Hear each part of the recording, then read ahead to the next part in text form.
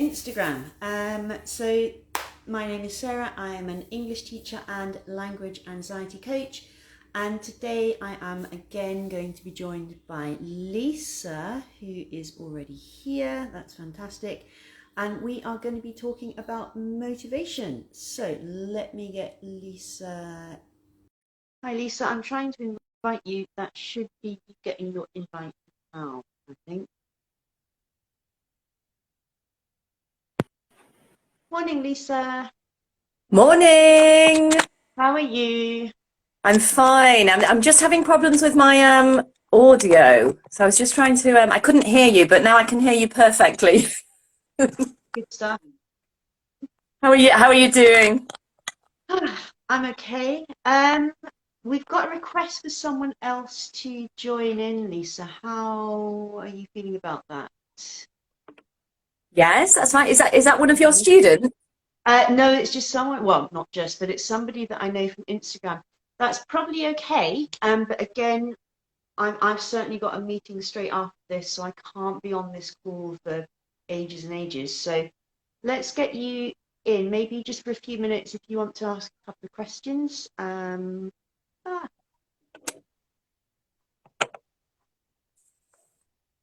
on a minute. Today's topic is, well, Lisa will tell you about today's topic. What's the Yeah, topic well, today, I'll Lisa? introduce while you're letting in our guest. Yeah, so today I'm quite excited today because we're talking about one of my favorite topics, which is motivation. Mm. Because I think this is definitely something that not only my students, but I struggle with as well. So I think it's going to be really interesting to talk about how we can how we can find or create Hi. motivation. Hello. Hi, Lisa. How are you doing? When we've got it, we can sustain it. So yeah. Sorry, I'm not. What's your name? My name is Manish Pandey from India.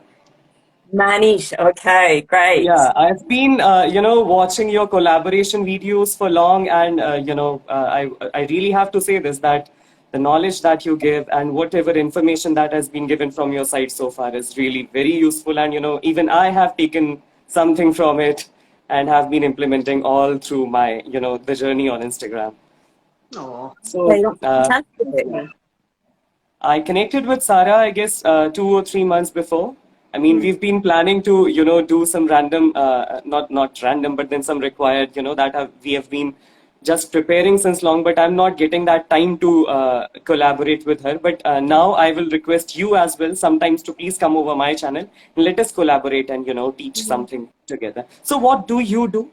I mean, I want to know it from you. What do you do? I mean, what is your main job? Me? Are you talking Yeah. me? Yeah. Mhm. Yeah. So at the moment, I work in a school part time, teaching teenagers, Spanish teenagers, English. And I also work online. I'm a neuro language coach. Um, That's with- are you familiar with neuro language coaching? very, minute familiarity. Like, I mean, I'm not so much into the technicalities, but then I've heard of it that it is something that is related to, some mental exercises, I guess, right? Uh, Well, is that so? it's actually I'm very interested in it's related to neuroscience and how the brain likes to learn, which is really how I connected with Sarah because we share a similar interest in helping students be more self-aware and to overcome things like anxiety and stress when they're learning a language. So, neuro-language coaching really is combining coaching, making the students more, giving the students uh, more, how can I say, more protagonism. They're more involved and engaged, more active in the learning process, and also helping them understand how we learn best. So, giving strategies and talking about the brain and how the brain, understanding how our brain likes to learn, can help us be more effective learners. So That's a very quick summary of of it. On my website, you can find more information. Okay, we'll discuss something, I mean, sometimes in detail later. So I think I should not disturb more. I mean, we should carry on with the topic that is, that has been kept for today. What was it all about? You mentioned it somewhere in the, I mean, Motivation. so let us discuss on it. Okay. So, Sarah, would you like to I think first we're going to talk about the different kinds of motivation, aren't we, Sarah? That was the idea, yeah. Monesh, for you personally, like with motivation, what are your struggles with motivation? Because I think struggles with motivation affect all of us. There are definitely days. I mean, today is a beautiful day outside, and because I live in the UK, we don't get many beautiful days. So I have a lot of work to do today, and I just don't really want to do it because I want to go outside. So my motivation is a little bit low this morning. Monesh, how do you cope when your motivation is a little bit under what you would like it to be? See, when somebody asks me, my answer is like, because, I'm rather more of a practical kind of person rather than being philosophical. So, I mean, when it comes to, what is motivation and kinds of motivation and things and stuff, I would rather say that motivation is just one thing when your this one inner conscience just prompts you to do something from inside, from your inside, right? Like it totally comes from your inside. I mean, there is nobody else who comes to motivate you, or you look forward on somebody or to somebody to, feel motivated or get inspired or that way. It's just that it's just your will. I mean, and your wish. I mean, it's just your being ready from inside that motivates you to do something. That may or may not depend on some internal and external factors. I mean, what is happening and on what or all surroundings you live with. It may depend on that, but motivation, as far as I believe, is just something that comes totally from your inside. So that's definitely one kind of motivation, isn't it, Lisa? So I think that is the only kind of motivation that exists in the world, right? What do you say? so that's got a name. It's intrinsic motivation. The kind of motivation that you create for yourself is intrinsic Intrinsic. So, I motivation. mean, I'm not saying that there are not, I mean, there are not the other kinds of motivation, or because, when it is like, a philosophical class, definitely, Pooja is saying self-motivation. Yeah, But exactly. this is what my belief is, right? I believe in only and only self-motivation. I mean, there may be another kinds of factors or, another kind of motivations that I mean, I really look forward to look from you. I mean, look forward to hear from you, right? I mean, since you guys are experts on that. So Lisa, what for you is the other kind of motivation then? Yeah, so I mean, what Manesh is talking about is intrinsic motivation, as you said, which is the motivation that comes from within, and this is obviously for anything, including learning a language. This is the best kind of motivation there is, because this will mean that learning is longer lasting. But there is another kind of motivation, which is called extrinsic motivation. And this is when our motivation comes from some kind of reward or punishment that we will receive. And this is obviously much more short term and not as good for learning a language. So, for example, if you play a game, your motivation is very short term, is to win that game. The motivation is winning the game. You want to come first, or you want to get a prize.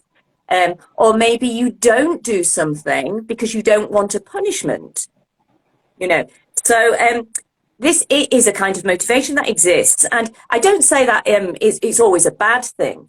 Sometimes I teach teenagers in a school. They like to play games. It's not a bad thing to play games, and it's not a bad thing to get a reward sometimes. But we can't depend on this solely. We also have to try and find ways to get that intrinsic motivation activated, I think. So to find out what really makes our learners motivated, where is that intrinsic motivation going to come from? So So yeah, these are the two main kinds of motivation that exist, and I think it's super important to bring out that intrinsic motivation and to help our learners, if they're not sure, discover. I think Sarah, you're going to talk about that, no? Our Mm, finding our why. mm. So finding your why is really important. I have a question actually. Yeah, go for it. I have a question from Lisa. Since you talk of this extrinsic motivation, and there in London, you talked of, you're in London, right? No, I'm in Spain actually. Okay, Spain. Okay, okay. There in Europe, you talk of all those games that you ask your students to play, and if they don't achieve that particular task, there is some punishment or something that is there that just gives you motivation to prevent that punishment. They try to learn and they speak. Is this is what you said, right? So what happened, like what used to happen earlier with us was because we are here in India, and the basic language that we at times speak, that we always speak, is Hindi, right? So everybody is comfortable in that particular language. We don't actually tend to speak much English when we are children, right? So that times when we were there in school, and even nowadays, those primary level teachers, they used to impose some fine on the students, like 5 rupee or 10 rupee fine, and just to because the children, they don't from where will they bring that money, right? They cannot ask every day for money to their parents just for the sake of paying that fine, so they have to speak English. So my question is that, this is a kind of force. Hmm? That force can definitely, make you do something for a short period of time or maybe for a longer period of time.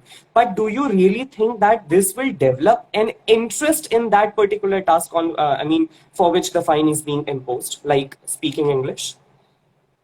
No, I have to say I would never use that system. If anything, I think it's much better to if you have students who are not speaking the language in class, which often happens in my situation too. We have students who are very shy to speak, or maybe just don't want to speak in English. I would rather use a system of reward. So, rewarding students or praising students, or, saying if we all try to use English in class, then maybe, we can have some like a free class, and you can all choose what you want to do in that class. So, rather Now, than I am really going to, put this this video to my status also, so that the teachers here can definitely look at this and rather change their system from fine to reward. yeah, I think it's always better to go on the positive rather than the negative, and Definitely, rather definitely, than pin it definitely. to reward where where reward is deserved. Even if it's just praise, or you have some kind of system where they're working collaboratively to maybe, like I said, have a free class where they get to choose the class if everybody makes an effort to speak in the language, and then they can encourage each other. Because it's not just the teacher against the students. If they're working together to achieve something, then everybody has an interest in it, and the other students can encourage their friends to participate too. In my opinion, that's the best way forward. Exactly, and that should be the best way. Yeah. Obviously, everybody seeks motivation, and definitely, if he's not getting it from inside, which is the intrinsic factor, he will definitely look, forward to some kind of such a motivation that will definitely boost up his confidence level, and he could do something. Uh, yeah. Yeah. So, Sarah.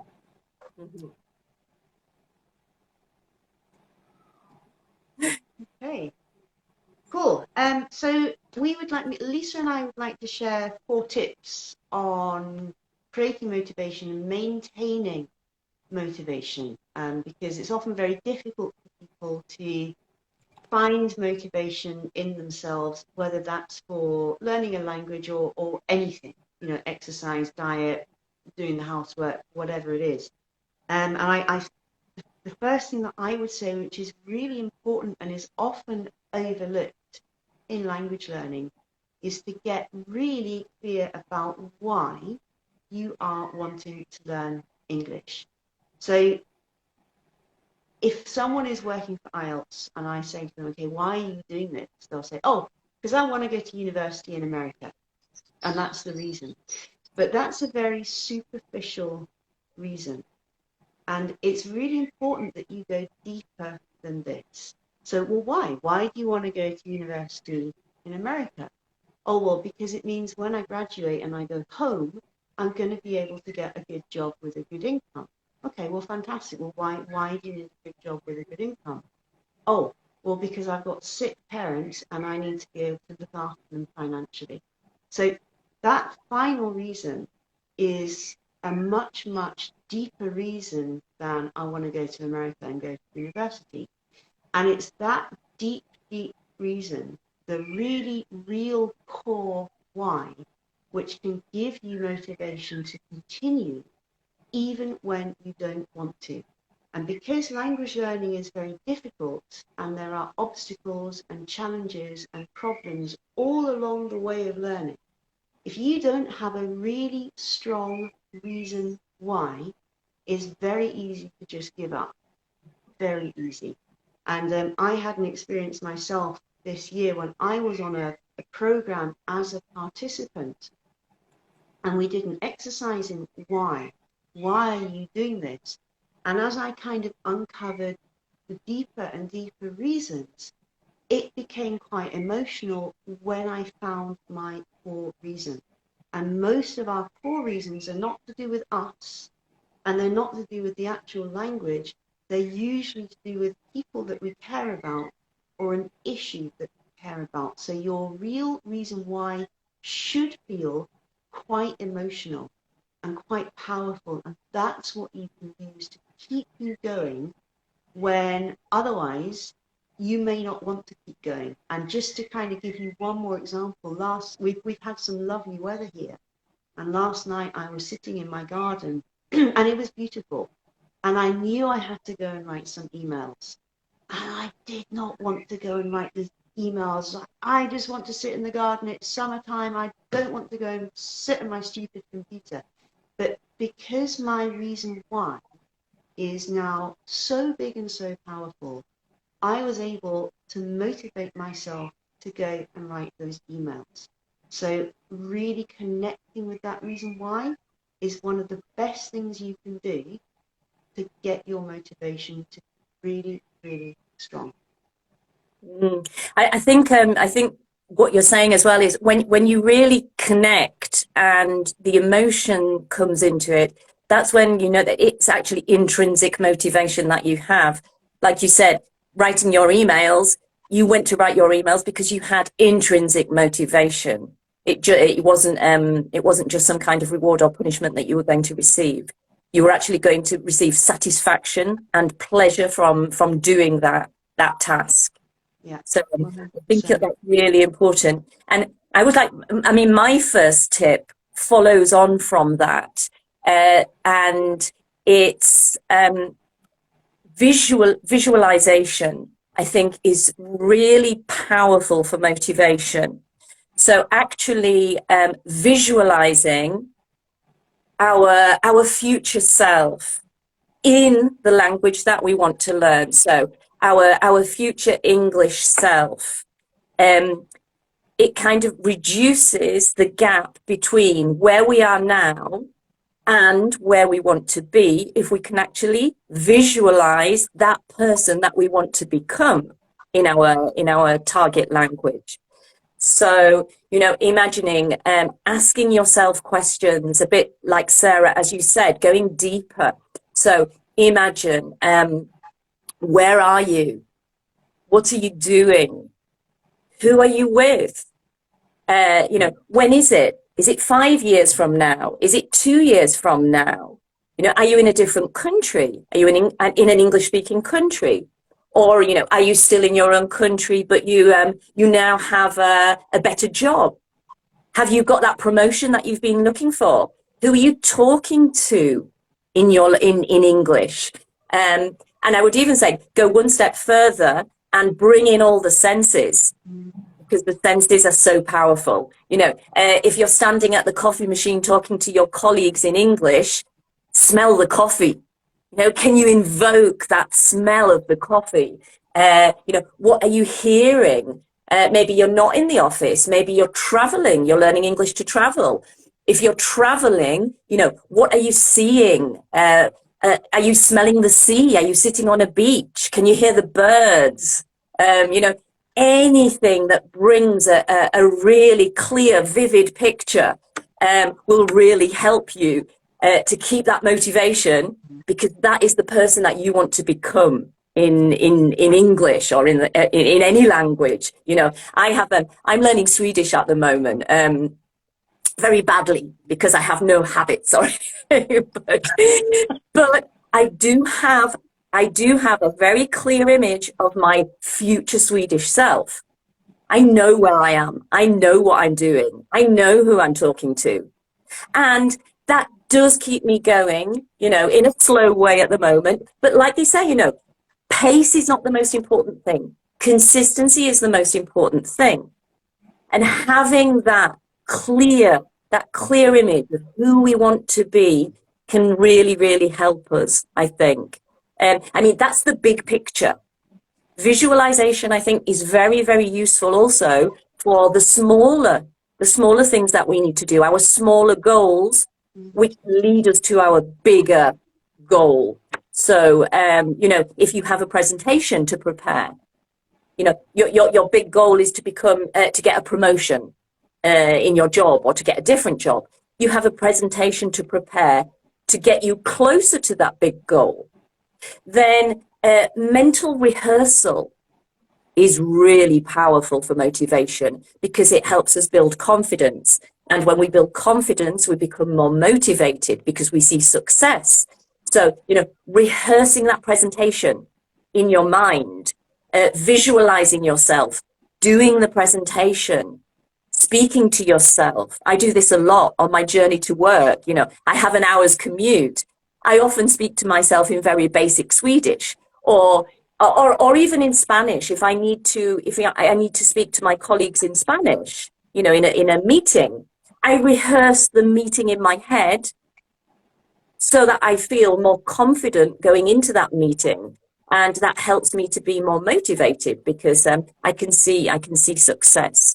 So knowing your why and visualizing that as vividly as you can by asking yourself questions and creating that image, writing it down, drawing pictures, very, very powerful. Journaling, writing the answers to your questions. Yeah. Yeah. Now, since we are talking of motivation, and we initially started with this intrinsic one, right? Now, this is a question from my side, as well as many of the, viewers and people who will watch it later.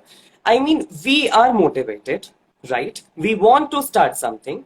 Then, one thing, sometimes we put it on next day, right? Or majorly we call it procrastinating. Right. So how thin is that line, and, this journey from motivation to procrastination, how to overcome it? So that's a really good question, because it basically leads right into my second tip. Yeah. So we are kind of trained to think that inspiration and motivation and creativity are kind of out there, floating around somewhere mysteriously, and we just need to wait, and then they will come to us, and then we're all good because it's arrived, and then we can go. But actually, it doesn't work like that. So even if you think about creativity and art and music, the most successful artists and writers are the ones who sit down to paint and write when they don't want to. So they create their own motivation. There's a guy that I follow a lot on social media. He does help for small businesses around their marketing. And he says, I am never motivated. I never want to work, ever. But as soon as I sit down to work, I feel motivated. So rather than wait for motivation and inspiration to come to us, we have to take responsibility and create it ourselves.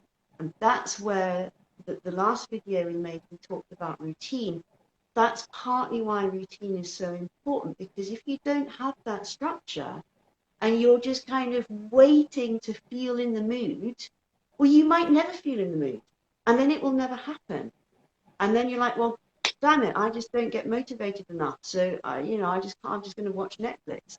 So it's up to us to create that motivation. I have to go through my bank statements this morning.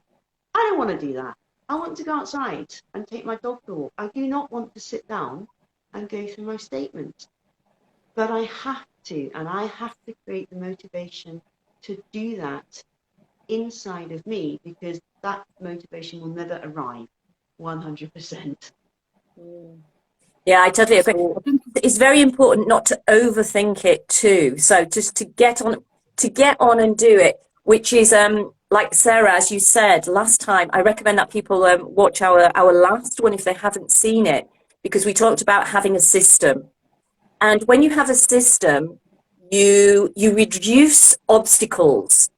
Because if you have a system and a schedule, and that's what you do at certain time, or regularly on this day, that day, then there's no overthinking, because you just do it, because it's part of your routine, it's part of your system, it's the habits that you have, and it removes one obstacle. Because if you don't have a system, you wake up that day and like, okay, what am I going to do today? You spend the first half an hour and an hour deciding what you're going to do, by which point then you procrastinate a bit more and say, well, what shall I do first? I don't really want to do that. Shall I do this? And then if you have a system, if you have habits, okay, it might not be the sexiest thing on the planet to have, a routine and a system and habit, but it will really, really help you. And as we said, it leaves more space for creativity and to do all the sexier things in life, I think. so just to conclude, we should say that, in order to perform any task in your life, along with motivation, you require a rhythm, and which is what you get from routine and discipline, right? Exactly, because Exactly. This is a great tip, which, superficially we also know from inside, but it doesn't click to the mind.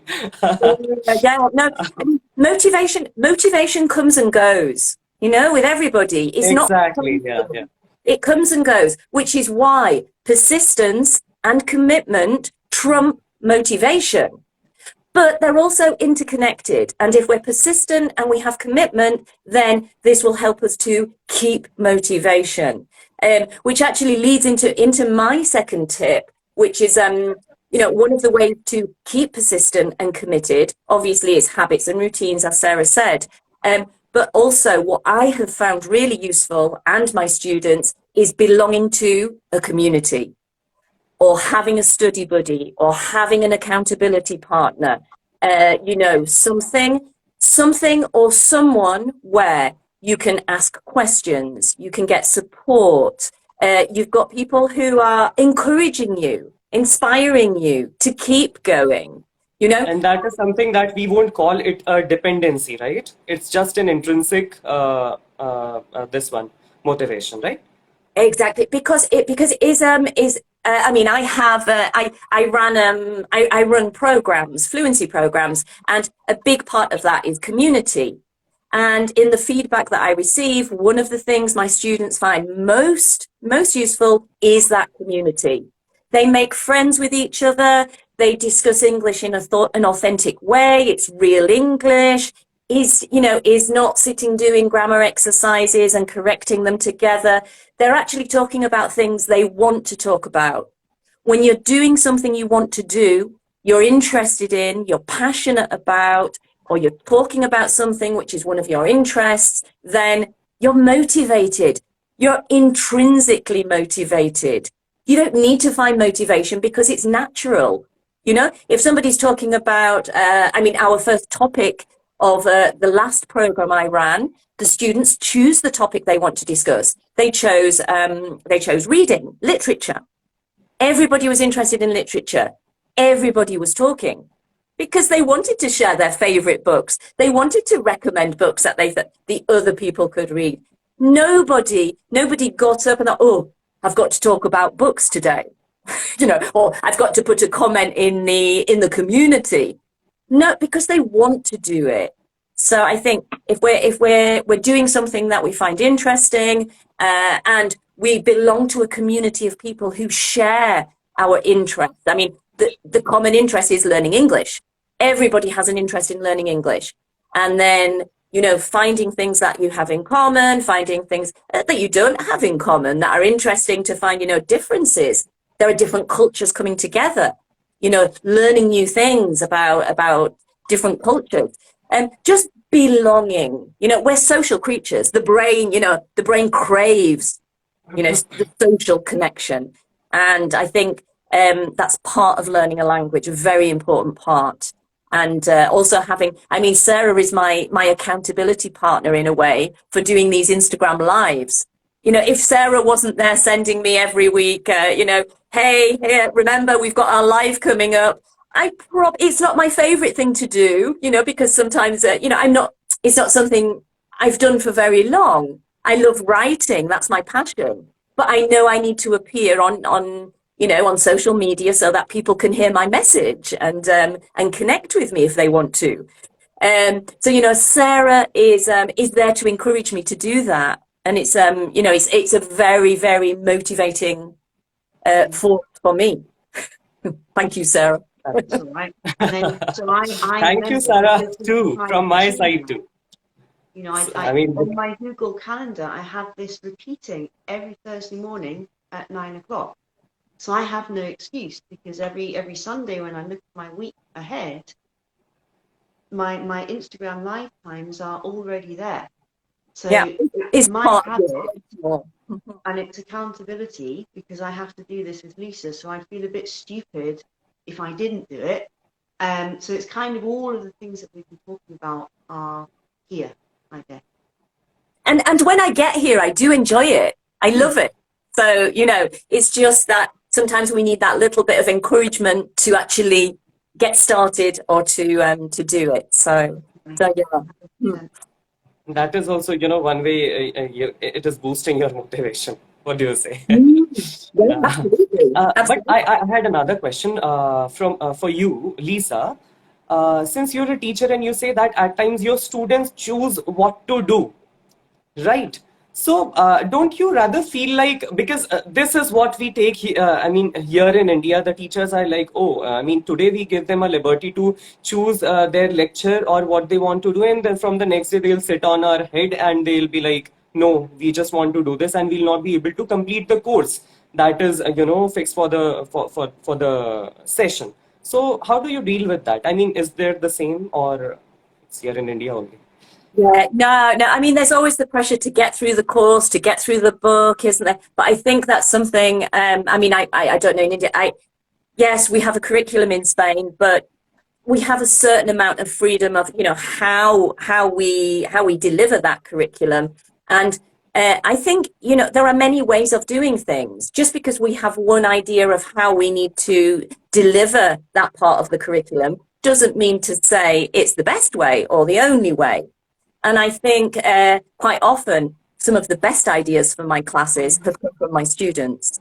And I think it's really important to be open. As teachers, it's difficult. It's difficult to let go and to release control, because, we're used to directing things, like a stage director. But I think, things have changed. Times are changing. Society has changed, and education has to change. And as teachers, we have to change, and we have to listen. We have to listen to what our students want, to listen to what our students need, and to see how we can fit that into our teaching program or our curriculum. And I know that, if students have choice, they are much more invested in the activity that they are doing, because it's come from them. It's their idea. And like I said, quite often, they're the best ideas. You know? Exactly. We I should be, I think, open to, hearing it from them at the same time. Yeah. Yeah, yeah, definitely. I mean, at the beginning of the year, I always ask my student, at the end of the year, sorry, I ask my students what they most enjoyed, what they least enjoyed in their English classes, and what things they would like to do again in the following school year. And then at the beginning of the term, we create a list of things that they would like me to try and fit into their classes. But again, this obviously sometimes is, it's part, some things are a reward, so it's part of, we all collaborate together in class, we all work together, and the reward is that, we do some of these activities that you suggested to do. So yeah, so choice and motivation for me are very much interconnected. Yeah, That's definitely. true. Student of which age group do you choose? Do you teach, by the way? So online I teach adults, but in my school I teach in a secondary school, so from 11 to 16. Okay, it's 11 to 16, as in, because we have classes only till class 12th in India. So 11 to 16, as in, you have it from, you have it from a pre-nursery, nursery, LKG, UKG, or you started from one there in Spain? How is it like? Yes, but they begin learning English at 3 years old in nursery school.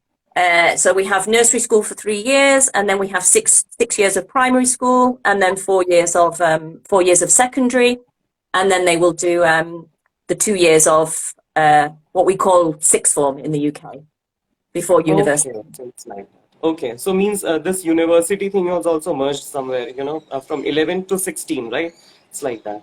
So we have it only till class 12th in India, and then we go, it's a university after the school. Mhm. I'm gonna have to wrap this video up because I have another meeting. I'm very Yeah. sorry, but I've got something else booked and I have to go. I took a Um, lot of time today.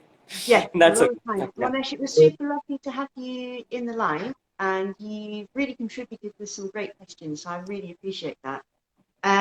Lisa and I have not yet chosen our topic for our next video, which will be in 2 weeks' time.